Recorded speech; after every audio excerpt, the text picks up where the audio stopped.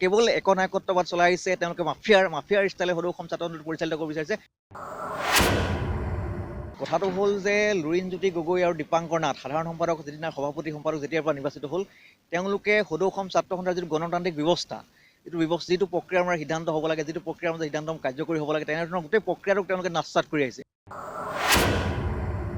প্ৰথম কথাটো হ'ল যে লুৰিণজ্যোতি গগৈ আৰু দীপাংকৰ নাথ সাধাৰণ সম্পাদক যিদিনা সভাপতি সম্পাদক যেতিয়াৰ পৰা নিৰ্বাচিত হ'ল, তেওঁলোকে সদৌ অসম ছাত্ৰ সন্থাৰ যিটো গণতান্ত্ৰিক ব্যৱস্থা, যিটো প্ৰক্ৰিয়াৰ আমাৰ সিদ্ধান্ত হ'ব লাগে, যিটো প্ৰক্ৰিয়াৰ মাজত সিদ্ধান্ত কাৰ্যকৰী হ'ব লাগে, তেনেধৰণৰ গোটেই প্ৰক্ৰিয়াটোক তেওঁলোকে নাচচাত কৰি আহিছে।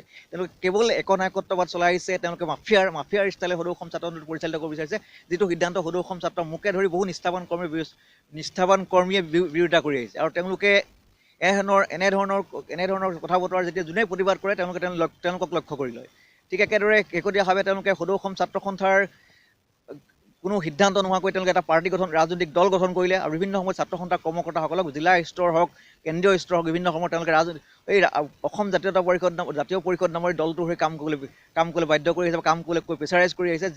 যিটো আমি ছাত্ৰ সন্থা অৰাজনৈতিক সংগঠন, গতিকে সদৌ অসম ছাত্ৰ সন্থাৰ অৰাজনৈতিক চৰিত্ৰ অক্ষুণ্ণ ৰখাটো পোষকতা কৰি আহিছোঁ। গতিকে তেওঁলোকৰ এই কাম কাজত আমি কেতিয়াও সমৰ্থন কৰা নাই বা তেওঁলোকৰ কাম কাজ কেতিয়াও আমি মানি লোৱা নাই।